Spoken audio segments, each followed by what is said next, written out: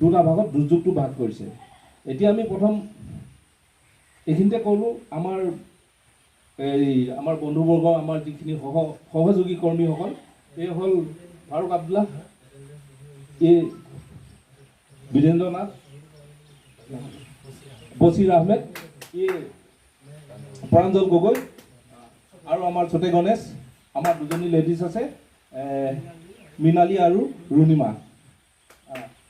সেইকাৰণে গোটেইখিনিকে আমি নিজৰ নিজৰ ইহঁতৰ পৰিচয়কেইটা দাঙি ধৰিছোঁ। তাৰ মাজতে আমি এতিয়া কাৰ্যসূচীটো আমি এটা এটাকৈ কঢ়িয়াই দি থাকিম দেই। আপোনালোকৰ সহজ সৰল ভাষাৰে কোনে কোনে খেতি কৰে ইয়াত? চবেই খেতি কৰে, ধান খেতি কৰে, চাহ খেতি কৰে, চবেই কৰে, চবেই খেতিয়কৰ ল'ৰা।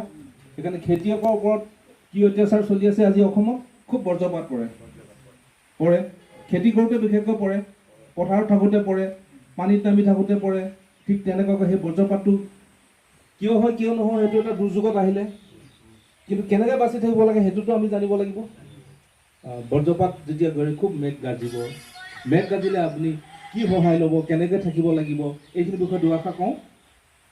আচলতে আমি ধৰি লওক পথাৰত হাল বাই আছোঁ, জাষ্ট এক্সাম্পল উদাহৰণ এটা দিছোঁ দেই। পথাৰত হাল বাই আছোঁ, হাল বাই থাকোঁতে আমি খুব ধাৰাসাৰ বৰষুণে বিজুলী ঢেৰেকণি আহিছে।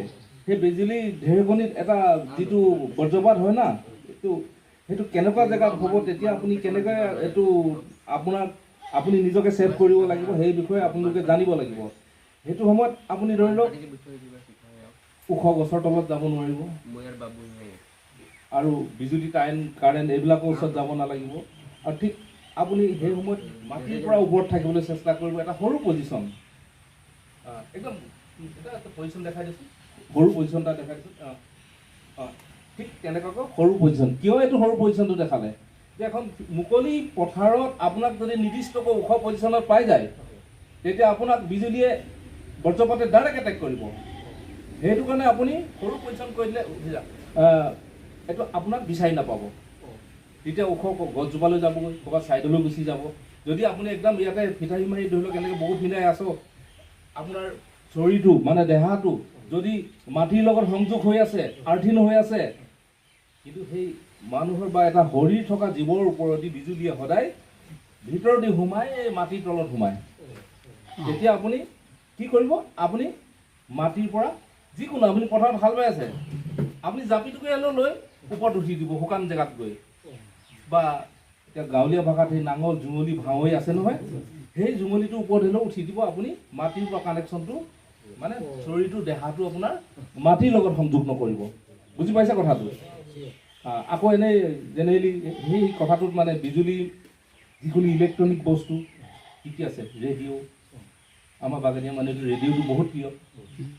ৰেডিঅ', ঘড়ীটো কথা নহয়, আৰু মোবাইল, আৰু এনেকুৱা ৰানিং